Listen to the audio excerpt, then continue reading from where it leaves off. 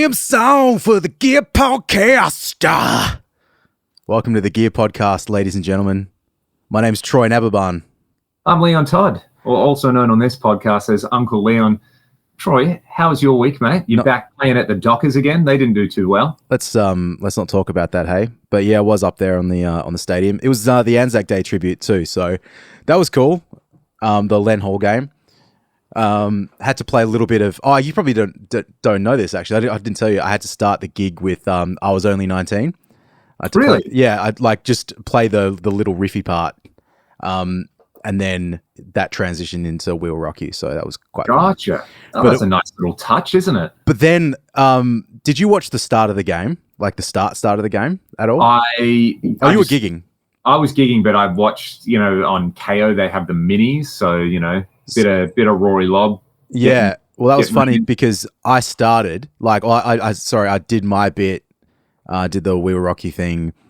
Finish the song, and then I have like I just got to ring out because when I finish, there's like an undetermined amount of time between when they bounce the ball and that's when the game like properly starts. And it could be like 3 seconds or it could be 20 seconds. And I'm just kind of like, oh fuck, just like strum the guitar a bunch and make a bit of noise. And anyway, they were taking a long time, and I was kind of like, oh man, I'm always just looking in the field, like the bounce, that's when I'll stop. And all of a sudden it's like taking ages. And then like Rory Lobb gets bam, like just flattened. I was like, oh, what's going on? And then a little scuffle happens and it's just like, oh shit, better keep playing. No. So that was pretty funny. Just providing the soundtrack to violence. Yeah, the soundtrack to violence. I love that. So, but that was okay. What about you, Uncle Leon? You did a couple of giggies this weekend? Couple of gigs, yeah. Had the regular Friday. That was actually lovely because the week before the weather was miserable and we pretty much got rained out, and then this week was absolutely paradise. And then Saturday night I did a gig playing guitar for Jada D'Agostino, so that was pretty fun at Seasonal Brewing Company in Maylands, which I've never been to. Tiny little room. It's basically a tin shed, but got to hand it to the sound guy. I think Brody was who I met them. One, really, really nice person. Two, was nailing the sound in there under absolute, against all odds, basically. Nice. And it actually sounded really, really good. And one of the opening bands, what were they called? They were called Tarot. So they were just AC Zeppelin, and they were all 18, 19, 20. And they were really good. I really, really liked it. The singer was basically like, he was kind of doing the Bon Scott look, but was doing the like super high Greta Van Fleet, trying to be Robert Plant thing, but doing it pretty well. And they did some kind of like blues, and the rhythm section was really good, and the guitar players had really cool sounds. And I just the two guitar players I played, we did the last thing, and they both sort of came up and they were both like, man, is that a 70 Strat? Like, because I played my 70 Strat, and then I took that Les Paul Artist that I've got, and they were like, what Les Paul is that? And I was like, if you can solve the riddle, you can have it. Play on it. And one of them just went, is that a Les Paul Artist? So yeah, they were really across it. Like that's cool.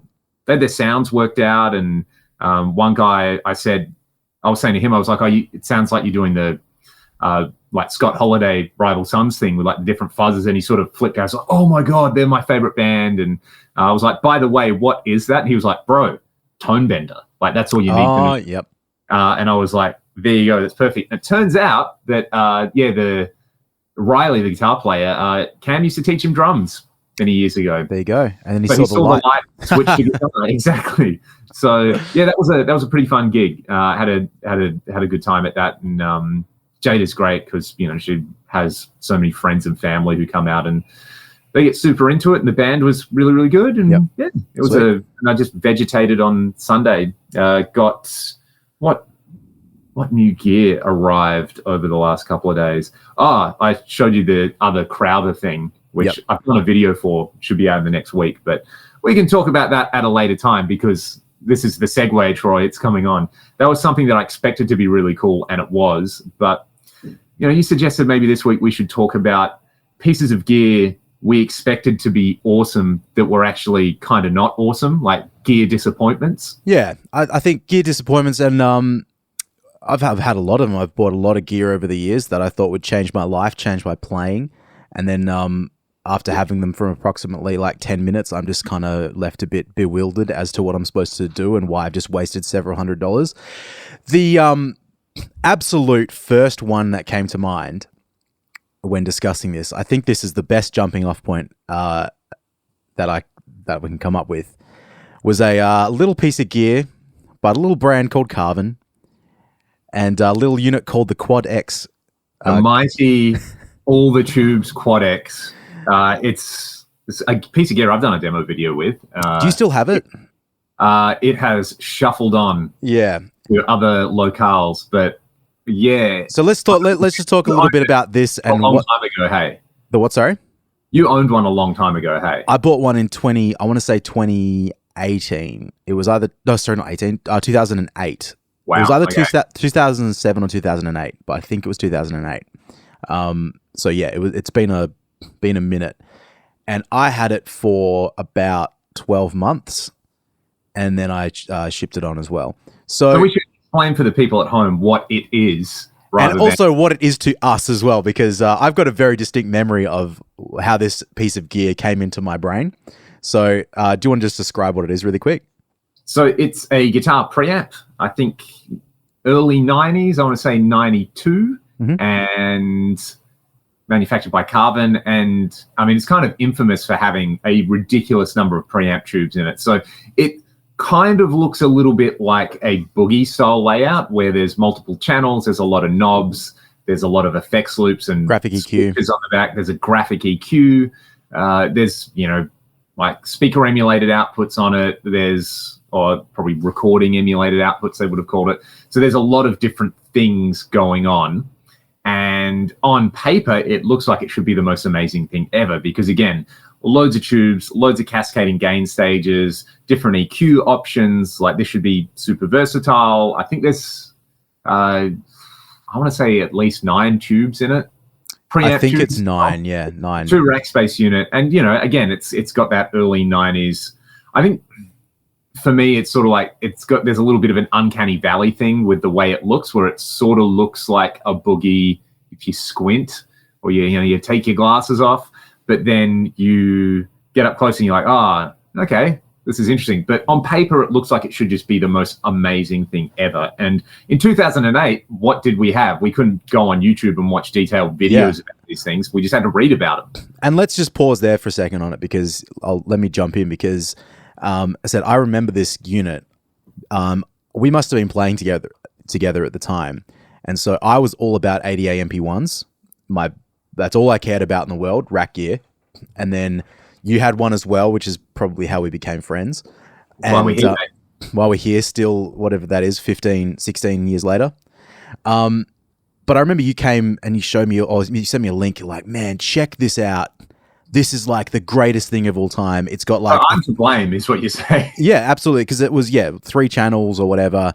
But the cool thing about it too, because, it's all analog. But one thing about the ADA that sort of sucks is that it's all like the touch buttons, which is not that bad. It just takes a bit of like, getting used to like changing the dials on it. Whereas the Carvin is like all actual knobs on it. So that's really cool. But it's also MIDI controllable. So that's awesome. And it also has multiple effects loops. So that there was the multiple effects loops thing for me. Like I think I was running a noise gate. I think it was like at the time a Rocktron Hush. So I was running that in the effects loop in my ADA MP1 because it was super noisy. But then I didn't like having that on the clean channel. And then I still had a few noise issues. It was just like, there was just a lot of noise in the rack because I didn't know how to build the rack, But anyway, this thing came up, you found it like an old magazine, like picture, and was like, man, it's so rare. It's the coolest thing. And I think the reaction to it was, it's so rare. It must be so good. Like, it's so rare because of the way it sounded and no one ever wanted one. But I found one on eBay and I think it was about $400. And around the same time when I bought mine, again, this is like 2007, 2008, which I usually have a much better idea of when these things happen, but I'm sort of blanking on it a little bit. But I bought that and I also bought a Carvin tube power amp, the T100 or TS100. TS100, the like kind of chrome plated chrome mirror finishy front they were thing. pretty popular at the time, I remember, because it was sort of maybe the only rack power amp with tubes in production at the time. Yeah, you couldn't find much. Like there was, you might get like the PV, I think it was a classic 50, like sort of, stereo power amp. The Mesa Boogies were around, but they were really expensive. But the Carvin was like, that's right, by comparison, sort of affordable. So, maybe the VHT stuff, if you had infinite dollars and could ship one over here. Yeah, so that was just just out of the question for what I had budget-wise. But in the same, I reckon it was even in the same week, the Carvin Quad X and the Carvin TS 100 came up, and they were like affordable, and it was on eBay at the time because I was buying a lot of stuff on eBay. So yeah, I picked them both up. They both arrived. I plugged them in, and I had this massive double. I've probably got a picture of it somewhere still. Like 2 racks, probably like 16 spaces total, and I just thought I was the king shit. And then I played with the thing, and I don't know, man. You owned one, and you had one a lot more recently than I did, but I never got a sound out of it that was like usable. The clean sound was okay, I'll say that, but I never got another sound out of it that I thought was usable out of the dirty channels. Yeah,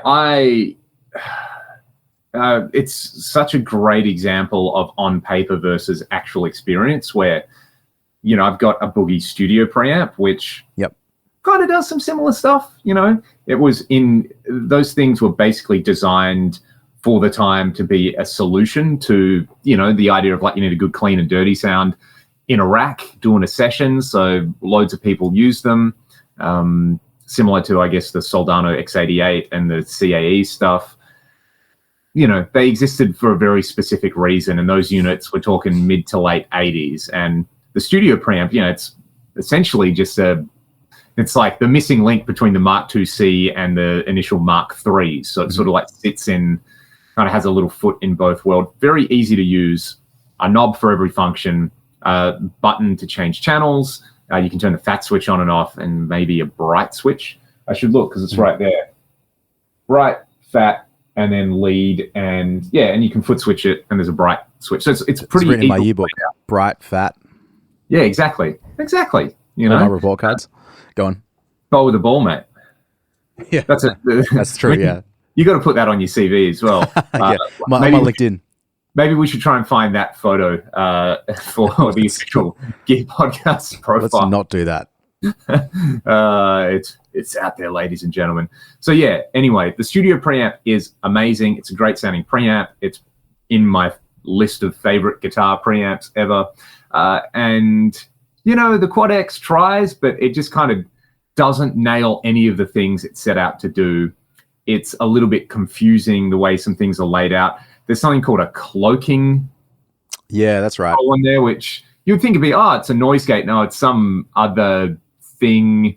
The clean sounds are fine, but they fall into that nowhere zone between being really sparkly and, fendery and being like kind of compressed, and it's just a bit nowhere. And the gain, like the way the gain is staged, it's kind of just, I thought it was like really tubby sounding. To me, it sounds like it's lacking some filtering in between the gain stages and things like that. And then the graphic EQ, the center points for the graphic EQ sliders are really strange for guitar. Like they don't make sense to me. Whereas on the Boogie, they make perfect sense. Like there's one at 2.2K, there's one at 6K, there's one at 800 hertz, 240, like kind of critical frequency. Maybe they're critical because they're on the Boogie and you want them there. There is someone on my Discord who's a massive rack collector, and I actually bought some gear off them recently, and they love the Quad X. Okay. They reckon it's the bee's knees, and that was not my experience with it at all. Like it looks like it should be great. It looks like it should be a kind of studio preamp style thing, and I just really, really, really struggled to get something that I liked out of it. It was just a bit nowhere. That's the best way to describe it. Well, look, do you know the other of these things? The thing that we didn't, like you or I never try with our units, which is a possibility, is it may just need new tubes in it, or you need a service. But when you got 9 tubes, like that's such an expensive outlay to even just test that out.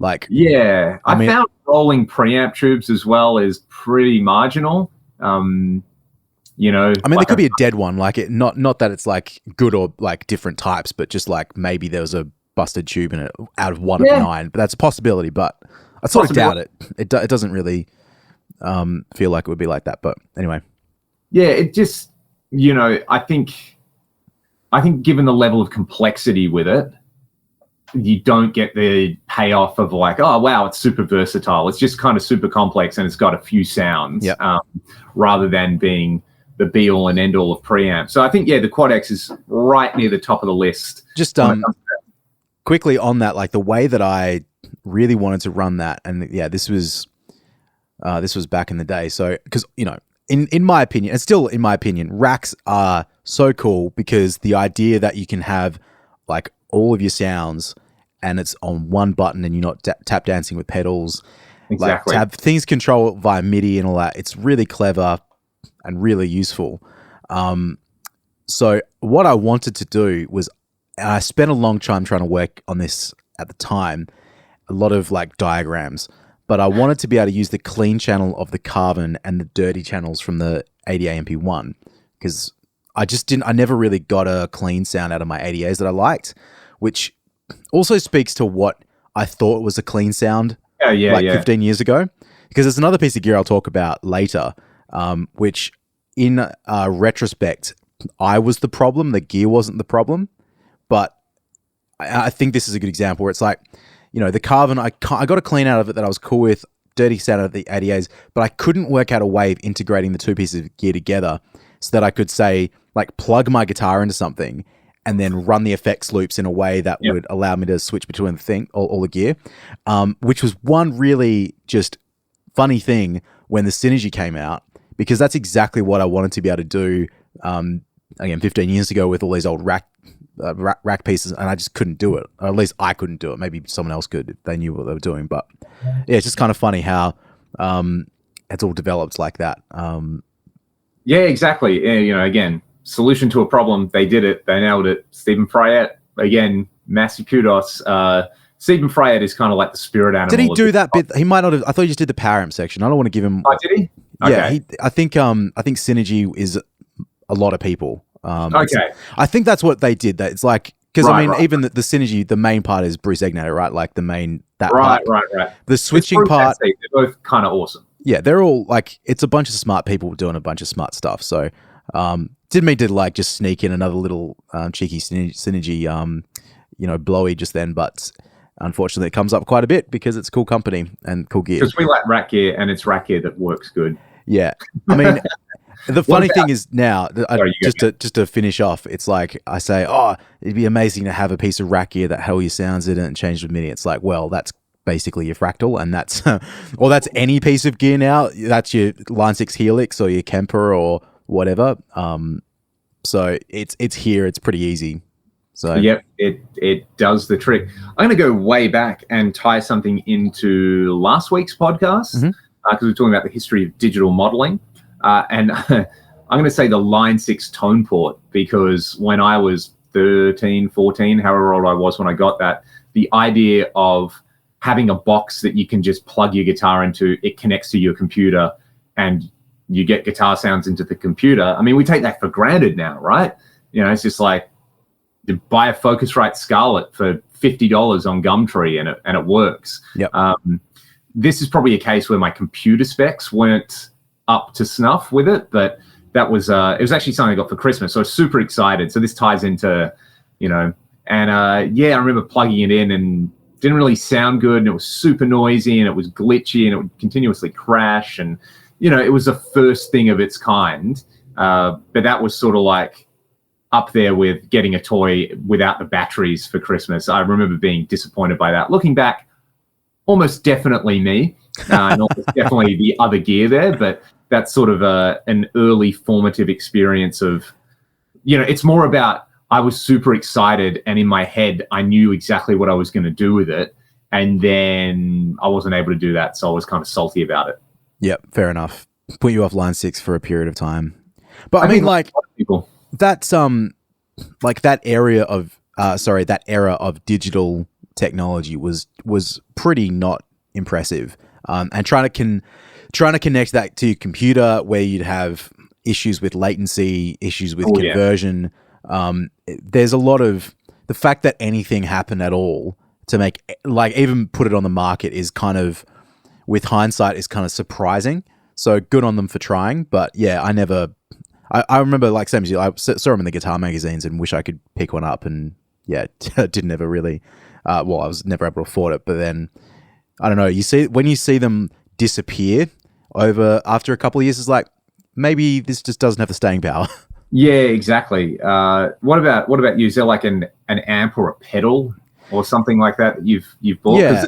It's just kind of, super niche. So what about something a little more in the mainstream and recognizable? All right. Well, I know there's a lot of pedals that, and I'll say this again, it's like, it doesn't really do it for me. I'll bring up two pedals that they have such good reputations, but I just can't get them to work for me.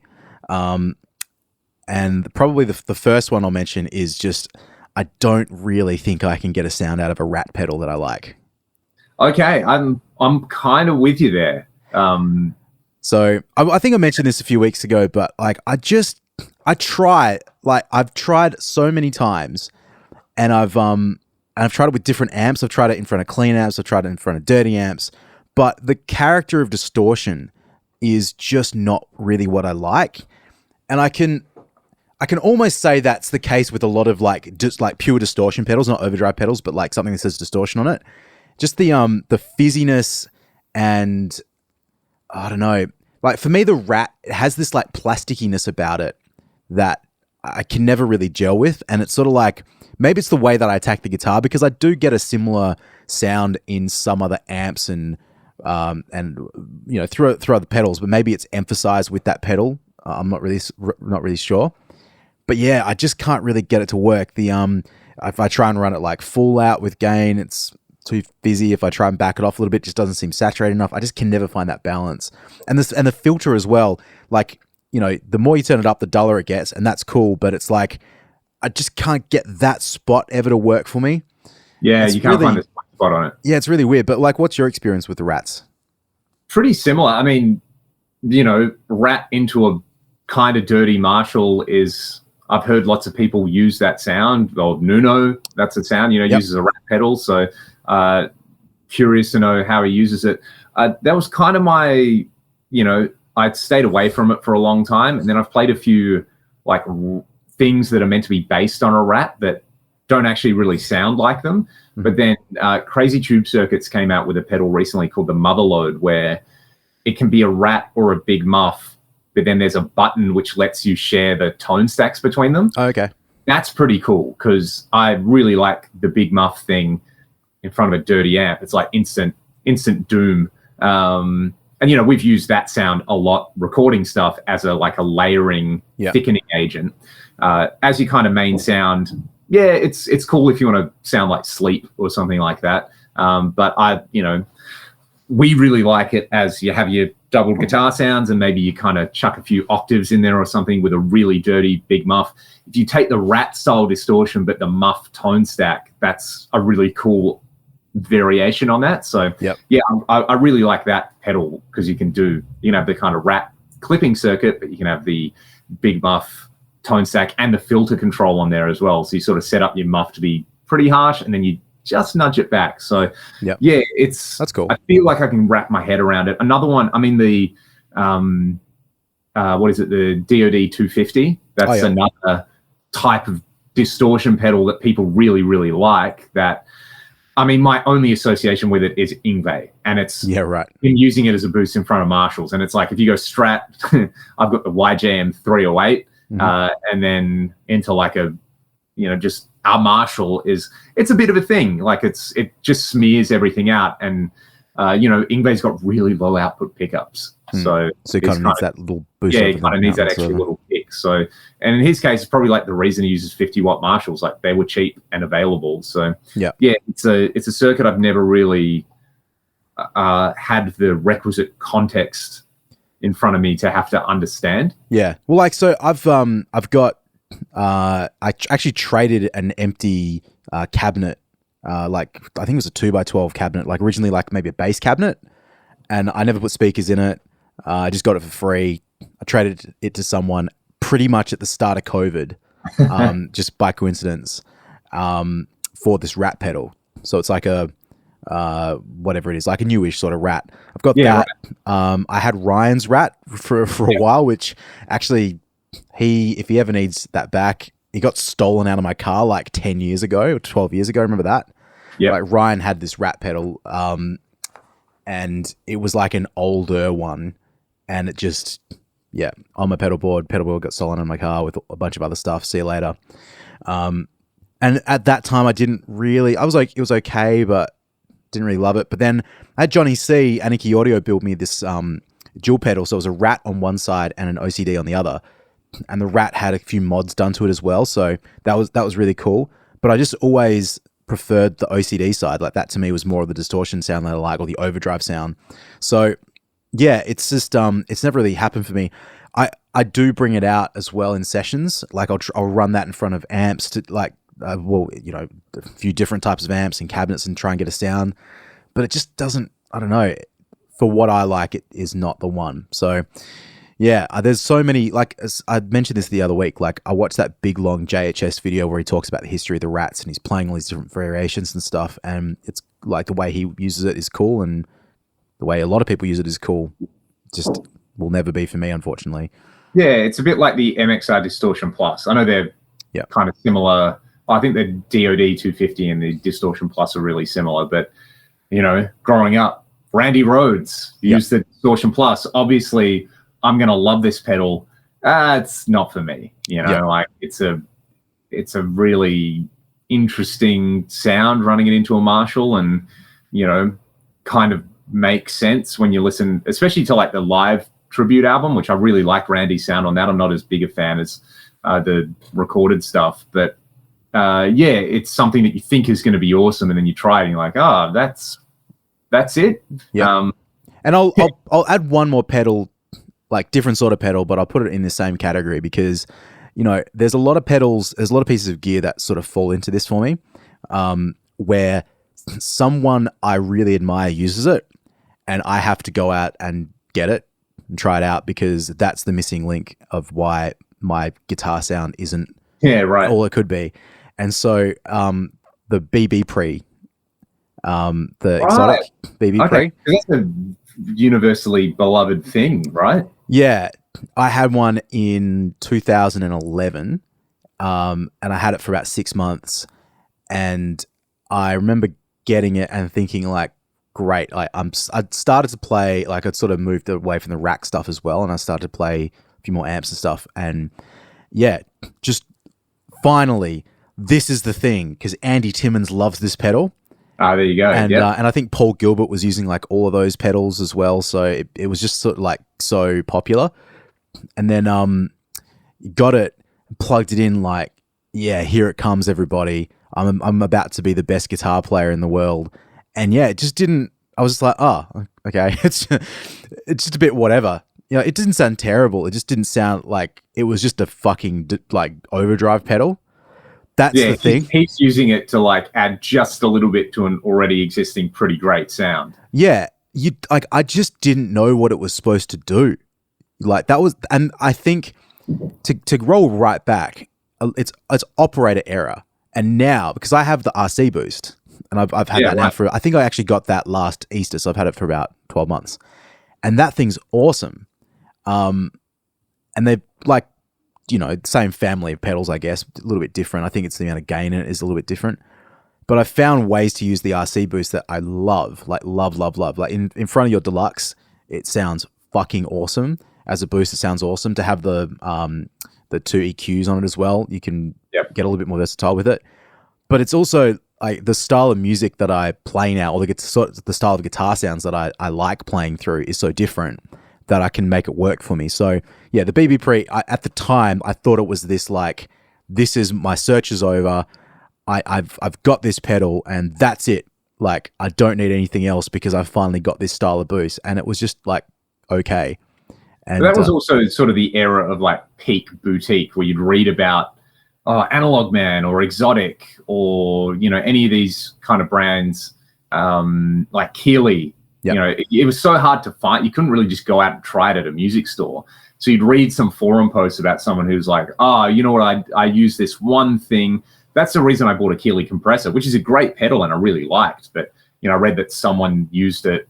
I don't know what sort of style of music they play, but I was like, okay, I'm going to use that as a boost, and used it for a while. That was really cool. But it was purely based on just some dude on a forum saying, yeah, this is great.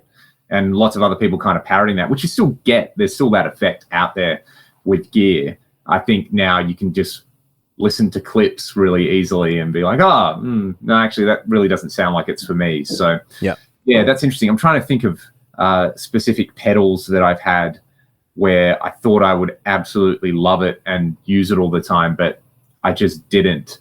And I'm trying to think of like pedal boards. I think I was like that with chorus pedals for a long time. Like, got to have a chorus pedal, and just didn't work out for me. Do you know what, man? I love playing around with chorus pedals at home. Yeah, and I love chorus on clean sounds for that thing. But I thought, I'll have a chorus pedal on my board, and it was like I would just never turn it on at gigs. Yep. I actually like chorus now so much more than I ever have. I never saw a purpose for it. I thought it would be so useful. I remember when I first started doing the cover gigs, because I just had a CE, or I still got it, a CE2 that was my dad's. And so popped that on the board. I had a few other pedals, which I also never really used because I'm very basic for the most part with guitar sounds, like clean and dirty, and that's it. And I'd put the chorus on, I'm like, oh, that sounds weird. It sounds really dated, and then just turn it off. But with some of the clean sounds that I do now, it really does add that dimension, like on a clean sound that I think is really necessary. It just gives a little bit more texture to it, where if like a straight up clean sound can be really, really boring. It's like time and place like anything else. But I've got it programmed in the HX Stomp to come on in a few of the guitar sounds, and I found it like quite usable. But it's taken a while to get used to it. So yeah. With chorus, there's also you get the effect when you turn it on and you use it for a little bit, and when you turn it off, it's sort of like the lack of effect has impact as well. Yeah, that's really interesting to say. That's overlooked. The same thing goes for a lot of effects like that, reverbs and delays as well. Like to go to stark guitar is pretty plain and boring, but yeah. But it works. It can really kind of work just in context. So yeah, that's pretty interesting. What about guitars? Yeah, look, I feel like I've probably had a few more of these experiences over the years where I've convinced myself that there's a particular thing that I need, and then I get it, and the honeymoon period is very, very fast. There's a few examples and a few types of examples. I think I don't really sell guitars, so I've sold a couple. Like even in the last 12 months, I've sold a few. I sold a little Gretsch that I picked up really cheap with a broken neck, and I got rid of that just because I wasn't really using it. So the regret guitars that I own, I still have most of them. I'll give you one that's probably a little controversial, but it was actually the first one that came to mind when I was thinking about this. I'll never sell this guitar, but probably the holy grail guitar that I own, the most expensive guitar that I own, is probably the most least useful to me, and that's my Sir. Oh, shots fired. But also, I know what you mean. Yeah, so, I mean, I got this guitar in 2012 when I was in America. I got a pretty good deal on it. It's a Koa body, so it has a lot of sentimental value because I picked it up when I was away, and I was with my partner, or still in with my partner, but we were together on this holiday, and that was really awesome. It was like the guitar like a Sir guitar. Once I saw Reb Beach played Sir, and I found out that was a company that existed, I wanted one immediately. And that was in like Koa. Had to be like the fact it was Koa, this one was Koa, made it so much sweeter. It's a little different to Reb's one, but it's awesome. But it's got a Floyd on it, and I'm not a Floyd guy, and so I really should have seen the guitar, tried it, and been like, well, it's got a Floyd on it. This is just not going to be like useful to me. But at the time, I mean, like I had the guitar that I was gigging with was a Warmoth that I put together, which was a really cool like super strat sort of thing, or strat sort of thing. This was sort of the next evolution of that. when I played it in the shop, it did sound awesome, and it does sound awesome, and it plays really well. But you know, it's the one guitar of all of them that I own that, because I bought it brand new, I don't want it to get damaged. If I buy a secondhand guitar and it gets like dings in it, scratches, whatever, I just don't give a shit.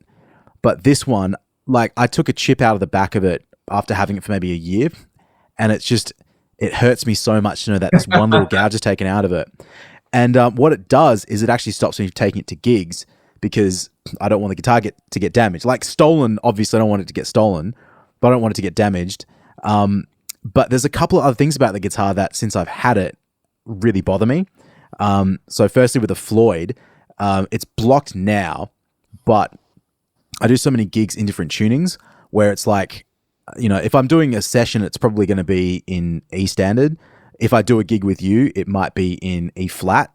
And if I do a gig with the normal like band that I play with, it's in D standard. So it's like, certainly with a Floyd, you can't, unless you block it off, you can't really fucking deal with it. So it's really annoying. I actually found that until it got blocked, there was a real lack of sustain in the guitar, which when I was in the shop trying, it didn't really matter, because I was just, you know, doing a lot more shreddy stuff. So it was fine. But if you try and ring out a chord, it just kind of fades off a little quick. So that's a bit of a bummer. And then probably the most annoying thing about the guitar, which again, you don't know it till you're at a gig, but it's a roasted maple fretboard with black fret markers on it. And in almost all situations, unless the stage is really bright, you can't see what fucking frets you're playing on. It just all blends into nothing. So I'm actually going to get it. I'll get Tim to put the fluoro the lumen stuff. Yeah, because I know he'll do that, but I just haven't got around to doing that yet. But it honestly stops me from playing the guitar. Like a couple of these things, I'm looking at it right now. It's sitting right next to me. Hold it up. You know, anyone who's watching this on YouTube can. There it is. And hey, I'll see if I can get it. It's a phenomenal instrument. Like, look at you can sort of get it a lot. It's beautiful. Like and it does sound really good, and it does play really good. It was the first plecked guitar that I ever played. And that's, I mean, now all my guitars get plecked because Tim's awesome. And we've got someone locally that can do it. But yeah, it's just, I don't really find I use it so much. It's just a real shame, man. Like, do you find that you said to yourself, it's got a Floyd, but that's cool, I'll just learn to love the Floyd because I want the guitar so bad? Yeah, absolutely. I talk to myself. That's exactly me with every Floyd Rose equipped guitar I own. And I finally learnt my lesson, and I can almost pretty much safely say I will never buy another guitar with a Floyd Rose again. You know, I bought a Hamer Californian the first year I went to the States because, well, one, it was pretty cheap, and two, available, and three, it was sort of like, I've always wanted one of these. They look cool. I like Hamer stuff. I like the Super Strats. Do you still have that guitar? Yeah, I still have that guitar. It's up on the rack. It's I got Tim to refret it, and it's an awesome Super Strat. But again, and it's blocked. But again, it's just the Floyd thing for me doesn't really work. Yep. The one exception is I have a PV Wolfgang with a Floyd that's flush mounted. Oh, yeah. And I kind of like that. That's a bit more of the vibe. You know, it's the dual floating thing. I don't know. I never feel super comfortable with. And me too, man. Like, I've gigged with like in the last 10 years, 12 years, I've gigged with my RG 550s with the full on 550, 570 sort of thing. And that was just not the one for me. Like, just, you know, the fear of breaking a string is terrible. So I can't really deal with it. And I was going to say, I know there's solutions to these things, but well, I know people who swear by Floyds, and when I I know a few people who they have guitars, they need a Floyd Rose in their guitar. That's kind of the thing, and it works for them, and they get it, and they put the work in to set them up, and it's just not for me. Yeah, you know, I thought it would be for me because growing up, I loved, you know, guitar players that had Floyd Roses on their guitars. And I just remember, man. Do you know what I did with the Sir? While I was over there, I also picked up a tremolo and a drop D tuner for this guitar, and it's got gold hardware on it, so I've had to get a gold drop D tuner. So I ordered all that with the intention of as soon as I get back home, I'll install the tremolo. So I got the best of all worlds. But that thing just did not work for me. I found for starters, I almost always had it in the locked off mode, so no floating whatsoever. Because you can have it either fully floating or detune only, or like completely off.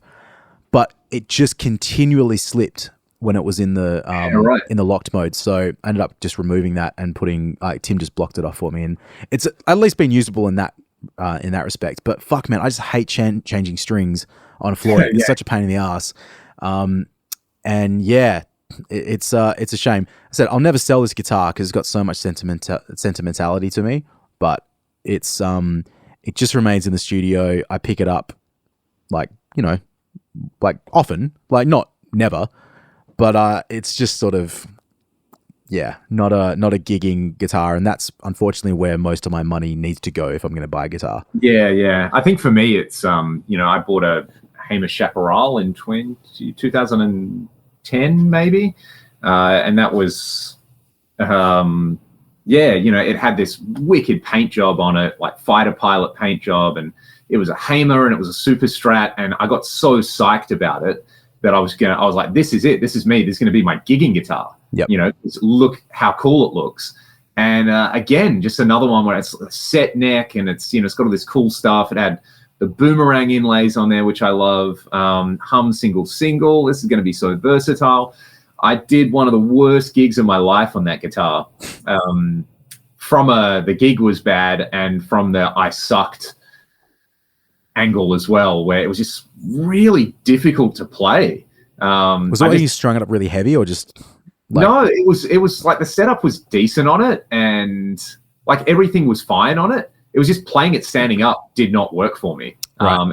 Where the knobs were and the Floyd and things like that, and so that was a little bit of a kind of nightmare gig. That's probably the one where I was like, okay, I got to stop doing this. And then I bought a Californian a few years later anyway. So I immediately blocked that one. That was like I like these and I'm going to collect it. But I think that's it for me with Floyd's. Well, man, like we've talked about this, but probably of all your guitars, I think the Hamers are the ones that are just the most disappointing when I play them. They always like the double cut, not the semi-hollow one, the other one, the ready looking Sunburst. Yeah, Sunburst. Like that one, it looks like it should be the coolest, best guitar, but it just never really hits the mark when I play it.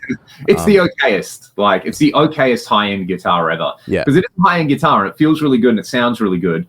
But there's other guitars which just have more vibe. Yeah. The standard is a beast, and that's actually one that that's the Explorer. Yeah, I bought. That's a cool guitar. I like that one. I kind of liked it, and then I was off it for years and years, and kind of right at the start of COVID, sort of when things opened up back here, we did that. We did a show at Badlands here, and I used that, and that was like, oh my god, this guitar is amazing. I really, really liked it. I liked playing it live as well. So that was kind of cool to like rediscover a guitar I think I'd kind of written off. But yeah, I have sold a few Hamers over the years. The Les Paul Special style one that I have, that's super vibey. That's cool. Yep. And the artist has its own thing going on. But yeah, I think it's like the Sir, like where it's objectively really good, but for the stuff that I like, there's just stuff that I have that I like a whole lot more. Yeah, that's completely it, man. I mean, I probably recently, like my Charvel, my what is it? The SoCal? Is it a SoCal? Yeah. Or is it San Dimas? I always forget which one's which. Anyway, it doesn't have a Floyd on it. It doesn't have a pick guard on it, whichever one that is. It's I was so close to selling it. Like I bought it only like say 9 months ago, but immediately put heavy strings on it, and because I was playing like I was expecting to be playing it in D standard. And the reason I got it actually was because I love the sound of single coils in the like neck position, and I really don't like humbuckers in the neck position. I love the sound of humbuckers in the bridge. I don't really like the sound of singles in the bridge. It's like, well, fucking just get that guitar. Like hum single, which is what the Sir is as well, unfortunately. But it was sort of like had been playing Strats a lot So it was, the neck felt in the shop, it felt really good. It ticks so many boxes, but just in the process of dropping it down and not like doing any setup on it, it really fucked the guitar. And so I was so close to selling it. Like, as in, I picked the guitar up having not played it for 3 months and just being like, this is fucked. Like, why did I waste all this money on this guitar? Got a second hand, so it was a little cheaper. But I went to take some photos and put it online to get rid of it. I thought, oh, fucking, I'll just tweak the truss rod a little bit and see if that helps. And it was, I'm not kidding, like an eighth of a turn. Night and day. And it was night and day. And then I ended up like playing it for a bit. I was like, man, this guitar's actually really sick. This is what I wanted. And then I gave it to Tim and he did he plecked it, and it was like, it came back sounding awesome and feeling awesome, like even better. And now there's like, that's my number one gigging guitar. Well, sorry, actually that and my Jason Isbell-Telly are the 1 and 2. So I use the Isbell-Telly for the duo gigs and I use the other one for all the rock stuff. And it's a really good sort of 1-2 punch. But that's, I was going to say in terms of Floyd's, I do really want to get like a Floyd Charvel. They released the... Just cause it's there's a silver sparkly one that they released at the end of last year, which I haven't seen any in shops, but it's kind of like the one guitar that it suits my personality a lot and what I like. It had the Floyd on it. I was actually going to buy one before I found the guitar that I ended up buying because it doesn't have a Floyd on it. And I was like, oh, well, this is actually probably a lot more usable. But if I happen to have the cash and the guitar happens upon me, then I may not be able to help myself. But you can never have too many guitars. They just it's a shame. Like I've got a lot of Ibanez guitars that I love. I just love them because I think they look cool, like the 550 and 570. And they were at the time Holy Grails, thinking that like when I finally got an RG 550, that's all I wanted. Because you got the yellow one, I've got the red one, and I think maple fretboards look so cool. And there was a period of time, some of the best looking guitars ever made. They're awesome. Man, and like you just didn't see the maple fretboards on that many guitars for a period of time. There was all rosewood and stuff. So I think that they just look really cool. But yeah, I got the guitar and it actually sounds pretty cool, but it just needs a setup, and I'm not really wanting to put that much money into it at the moment. There's a few other like pieces of gear that have filtered into my consciousness while we've been talking about this. A few pedals actually. One is the Boss OS2 Overdrive Distortion. Oh yeah. Which on paper, again, I was like, oh, this should be awesome because I love Boss overdrives. I don't remember that one. Is that a dual pedal? No, it's a single. It's just a little yellow Boss pedal, but it has like a blend control that takes you from overdrive to distortion. Okay. When did you get that? Like, what year was that? I like bought it off eBay a few years ago, did a demo with it and flipped it almost immediately. Like got what I paid for it. Yeah. And yeah, it was just weird. Like the overdrive didn't sound great. Like the overdrive didn't sound like an SD1 or an OD1, or it just was kind of its own thing. Yep. Which wasn't awesome. And then the distortion was noisy and didn't sound like a DS. I thought it'd just be an SD1 to DS1 and you can like park it somewhere in the middle and get a little bit of both. But yeah, that was definitely a strange one. The other one of the most recent pieces of gear that I bought is the 88 pitch rack. Right. I bought it. Yeah, I was telling you, there's someone on my Discord who is way into the rack stuff. They had one and they sold it to me, which was really, really cool. And it spent like 6 weeks in customs. And I was like, oh, maybe it's one of these things where it's just never going to get released. But yeah, it's just a non-eventide pitch shifter from that era, which means it's kind of fine. It's not stereo, so it can't do stereo. Oh, okay, right. Which hey, operator error. I didn't look up anything on it. I just went, oh, you got that ADA for sale? I'll take it because it'll look cool in the rack. I think I need to fix the input knob as well because it's either all off or all on. Okay. Having said that, there are a few things in it which are like, it's so bad it's good. Like you can really overload the input and it sounds really, really nasty. Okay. The octave down, like you can turn into a really dirty octave thing. So I'm not going to pass judgment on that one just yet. But when I got it and saw it was mono, I was like, I wanted to have 88 dual D tune. So that was the letdown there. And go find another one. It's purely, well, exactly, you know, like people with 2 Roland SDEs, right?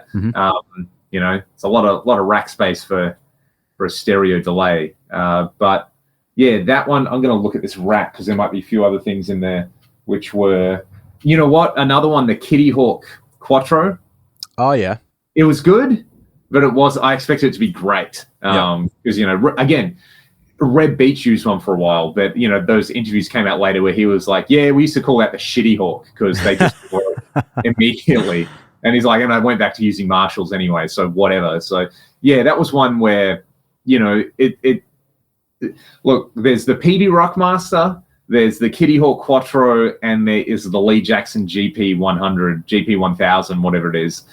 The perfect connection. I really still want to get a Lee Jackson.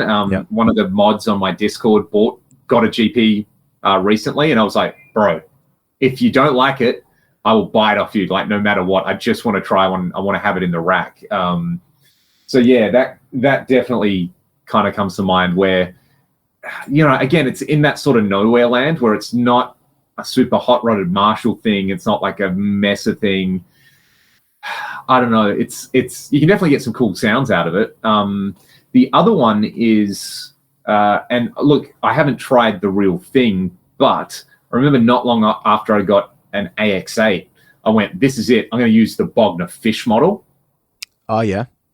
Yeah, and did not like it at all. Still not super into it. And then subsequently, every clip that I've watched of someone using a Fish, it's not my favorite sound. Like, I know Michael Nielsen has one or had one and has done some clips with it. And, you know, it's one of those things where, like, you know, you got something on and I'd be like, whatever he's using at the moment's not my favorite thing.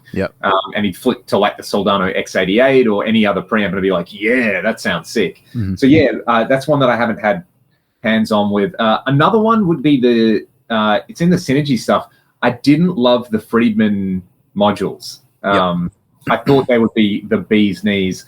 For me, I liked for the just rock and roll hot rod Marshall thing, I think the Deliverance is the one. That's sort of the all-rounder gigging module, which I know you've got one. I thought the BE would be it. Having subsequently played a real Friedman BE, kind of the same thing, where it's awesome. It's like, it's such a sound, but it's just a little bit smoother and a little less kind of, you know, we were talking a little while ago about your Marshall JMP, which just has this like 2 to 4K. There's all this like nasty energy in there with it. It's like they kind of filtered a bit of that out. So it's lacking like a little bit of the scuzz that I like from a Marshall style thing.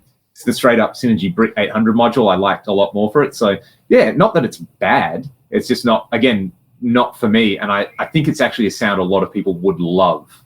Yeah, it's so interesting with that because I use the BE in a lot of digital modeling that I've like the pedals or whatever. So yeah, AX8, that was my main sound for ages. It just did it for me, and it's mostly comes off the back of everybody raving about Friedman, not so much just like trying everything in the thing, because you know with the Fractal there's just a million things to try, unless you're Uncle Leon over here that has gone through every model several times. But the main so apart from using it in the AX8, before I got the AX8, I was actually using the plugin, the UAD plugin. Oh, the one Brainworks make? Yeah. And that's really, it's good, but it's exactly what you're describing with the actual amp and that smoothness, where I struggled sometimes. I thought I would get so much more like, just, I guess, chunk? Well, it's not even the chunk. It's just like the top end out of it. I just thought the top end would be a little bit more open, and it's not. But it does, like, once you get used to playing it, because I used that plugin for a lot of stuff in about 2016, 2017. I was using it for a lot of demos, and I loved the sound. I got some really cool sounds out of it. So it's almost like I just had to get used to playing with that tone. And once I did, it was like, sweet, we're fine. Like, we're all G. I think in the Fractal, for whatever reason, I get a little bit more top end and a little bit more clarity out of it. So I sort of like that more.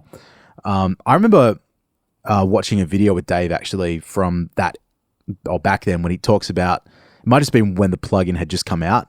And he's like, man, this sounds like my amp. This is like 99% what it is. And I took that as being true, which I'm sure he's not lying about that.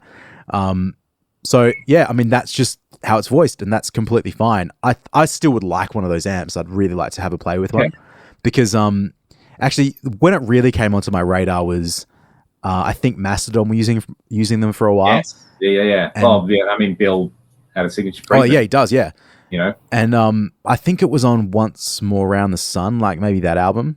Yeah, I very much like that album as well. Yeah, and I was kind of like, because I think that was I was listening to that album a lot before we did one of the Ragdoll albums, and I was like, oh man, that's just the perfect guitar sound. I wish I could get that. Although I also think that was a lot of just 800. Yeah, I was going to say, I think that's what I like. They have good 800s that they use. Yeah, and doing the Zen amps thing, that was my exact thing. It's like you play the Friedman and it's like, whoa, but then you listen to it next to an old Plexi or something, and you're like, okay, the Plexi is like this in terms of like the sonic spectrum, and then the Friedman is like kind of this, which is a sensible thing. The master volume on it's really, really good. And then you have like the Phil X Friedman, which is basically a B with sort of like that other stuff put back in, slightly less gain, which I know a lot of people love that particular amp. So yeah, that's kind of interesting. In terms of amp, actually, sorry, I'll just say, because you mentioned the Bogner Fish, and I just want to, you reminded me, in the Fractal, because there's like a lot of amps that I could go through in that I've tried and liked or not liked, but probably the one that I really, really, really, really thought I would love when I got my Ultra, so this is a long time ago, is I really tried to make the CAE one work for me. Yeah. Because Red Beach was that was operator error because I didn't understand how the EQ worked. Okay. How does the EQ work in that then? Is that so it's like an active EQ. So more like a studio EQ sort of thing rather than so it's like in the middle is 0 and then it's subtract and it's add. So it's actually a pretty cool one for lead sounds, but yeah, you try dialing in like a Marshall and it doesn't sound like a Marshall. That'd be interesting. I'd still like to try one of the real CE preamps because a lot of people swear by them, There's heaps of rack gear which I've tried where I was like, yeah, this will be great, but thanks. I think the list of rack gear is so enormous. Like I could tell you about the Rocktron XDC. Oh yeah, or the Gainiac. Yeah. I mean, there's just so many. I mean, there's quite a bit of Rocktron stuff because the IntelliFX is amazing. And the RepFX is very good. So I think they were my first 2 Rocktron units that I tried. So I was like, well, I'm going to love everything that Rocktron do. The Piranha preamp's pretty good. It's got some good features on it. They've also got a lot of stuff where you're just like, why did you put this out? This is... Well, the Hush is really good. Really good noise reduction. Classic. Heaps of people use that. I had their compressor for a while. It was like a 1-rack unit. ProGap? No, I don't think it was that. Maybe a different one. I don't know what it's called. Really dig the ProGap as like an alternative to a DBX or something. Yeah, maybe that's what it's called. It was a long time ago. That was probably 2009, 2008. What I liked about it is it had a hush built into it as well. So it was just something I could use to eliminate the hush from the rack. Yeah. Which actually I saw my old Rocktron Hush come up for sale recently. And it still had the stickers on it that I put on there in 2006. Yeah, really funny. But speaking of which, do you remember? Of course, you remember this, but there was a Cash Converters that had a Jackson Guitars preamp. Oh man, yeah, preamp. It was. So I would love to know what that sounded like. Yeah, man, that was the Inglewood Cash Converters, which is no longer there anymore, unfortunately. And it was there for years and years. I really like. I think it was a preamp, maybe even a power amp. Yeah, right. And then at one point, maybe the preamp sold and the power amp was still there, but never bothered to plug it in. Actually, funnily enough, the thing that I always wanted to get was the Art. Was the SGX 2000. Yeah, they had one at the Cashies in Osborne Park. Wow. Remember, you may or may not have been with me, but they had it there for years, like so long, and I was just waiting for it. The same place that had the power brake that we talked about the other week. Yep. And I was just waiting to get it, to try and get it for half of what they had it listed for, because they wanted something like $400 for it, and good luck.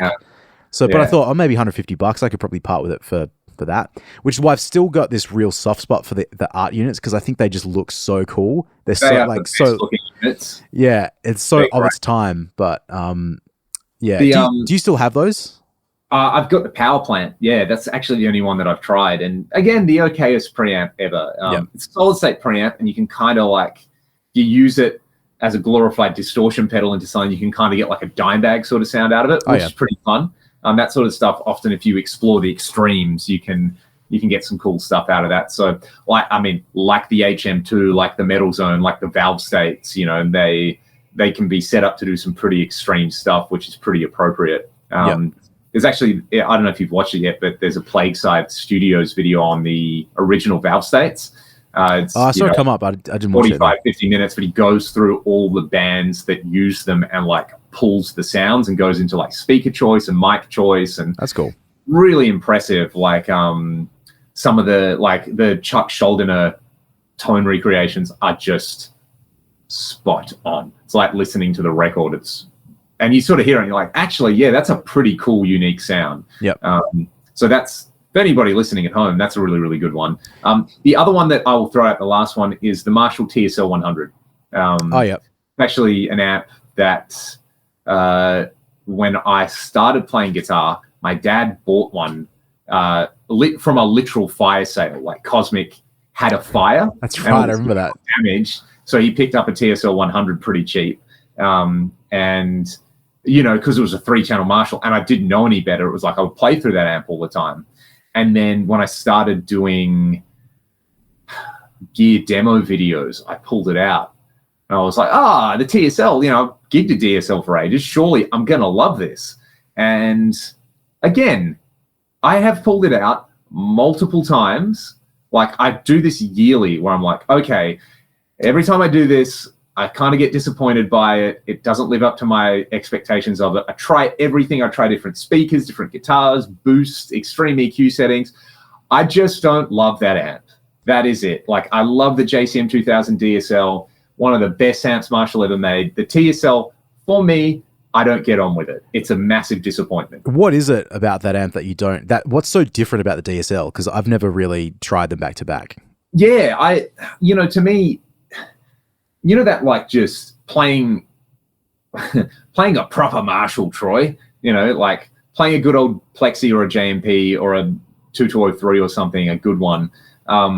There is all the things that come associated with Marshalls where it's like they sit in the mix great. They're really fun to play. They make me want to play AC/DC songs, basically. Yep.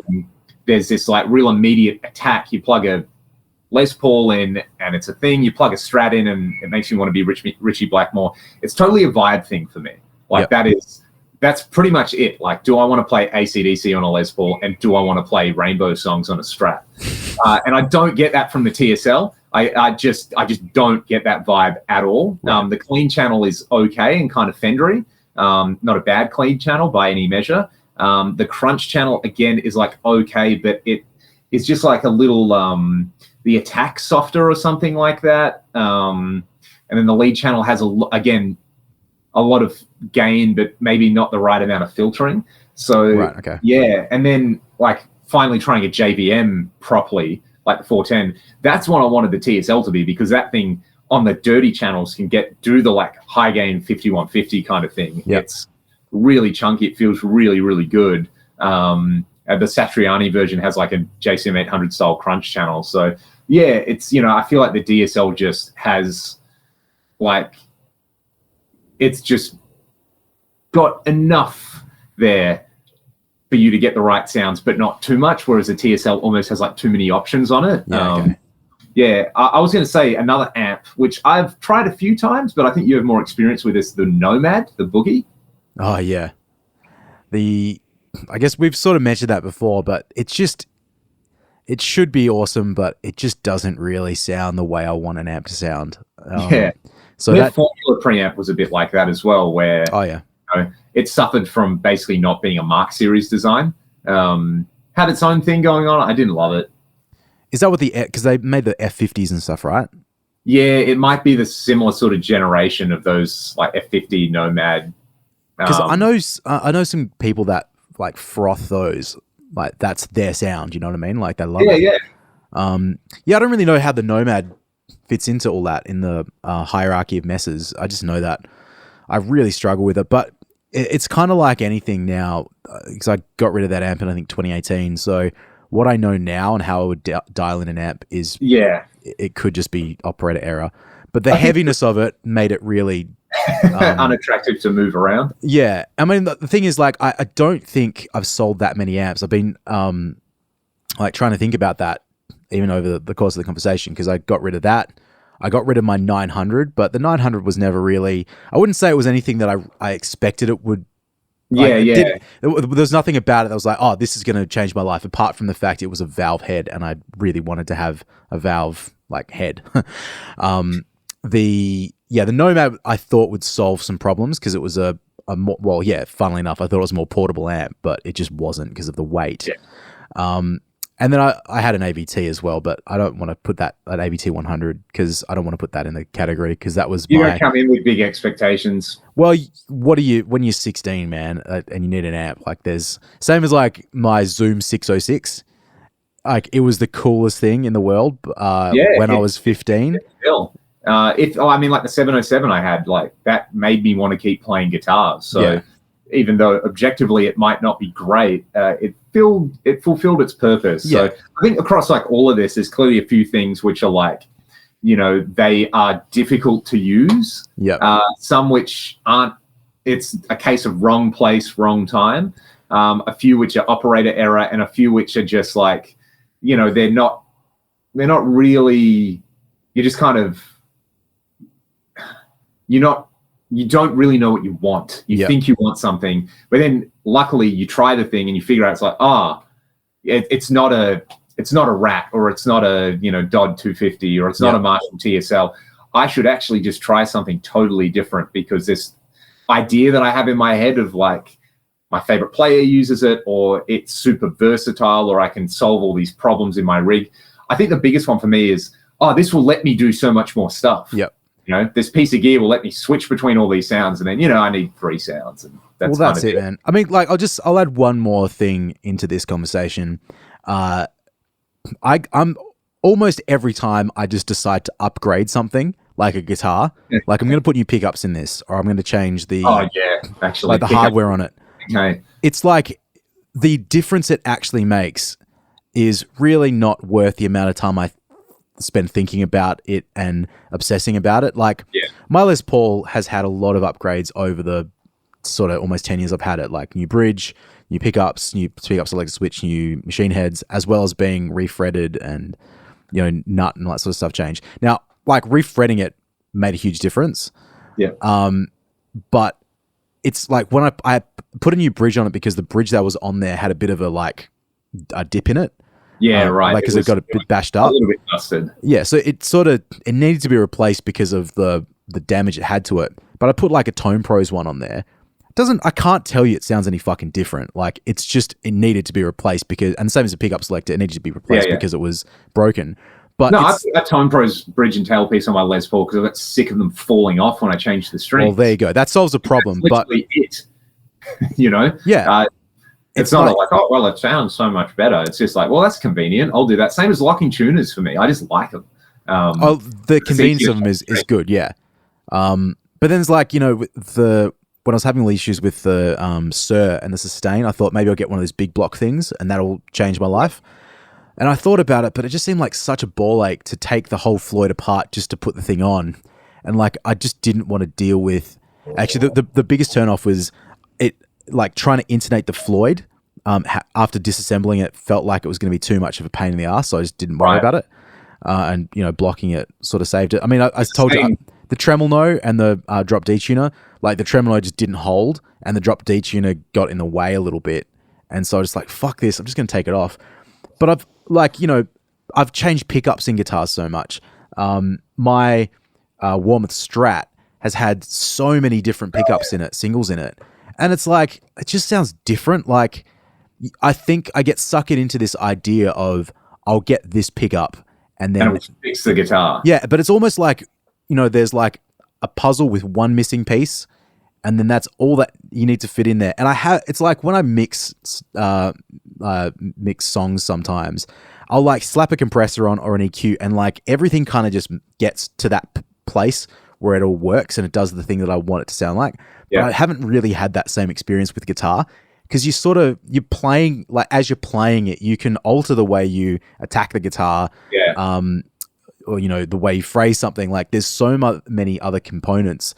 It's a very complex system. So the idea that just like making a slight incremental change is going to result in the same incremental change in output isn't accurate. It's like it's a non-linear system. Well, I feel like for me, at least, with all the guitar gear, the biggest adjustment, the biggest thing I could do is just like practice more.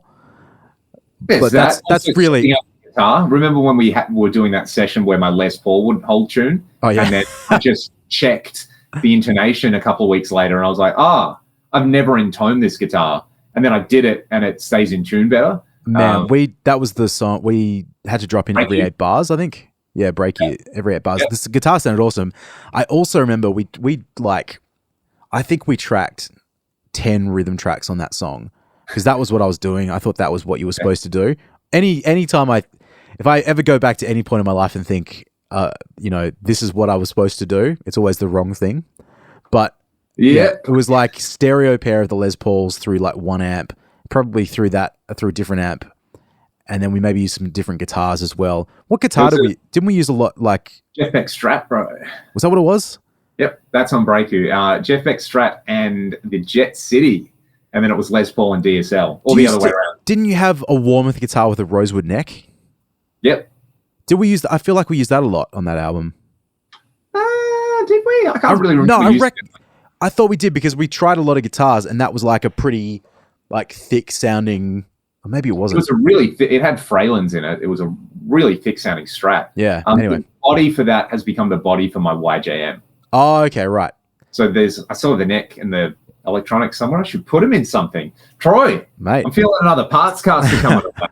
Maybe we should do an episode about parts casters. Yeah, we could do. I've got a couple of those. But yeah, I think like, on the breaky thing, it was like way too many guitars. And what I do remember at the very end is deciding to track another layer for some reason, and we used your McCarty, and it sounded almost identical to the Les Paul. And I'm thinking like, fuck, it sounds better. Like, it's way more in tune. It sounds almost the same. Like, let's just done that. So you live and you learn, mate. Mate, bringing back some memories from 10 years ago. Yeah. So anyway, like that's my last thing. Just to say that I probably just need to practice more, and I probably could adjust like just me and my attitude, my bad attitude. And that's really the biggest issue of all. So, I mean, but that's kind of like with 10, 15, 20 years of perspective on guitar and gear and that sort of stuff. I just don't really give a shit anymore. It's I can usually get what I want, but it's just taking a while. So, mate, just B- is good enough.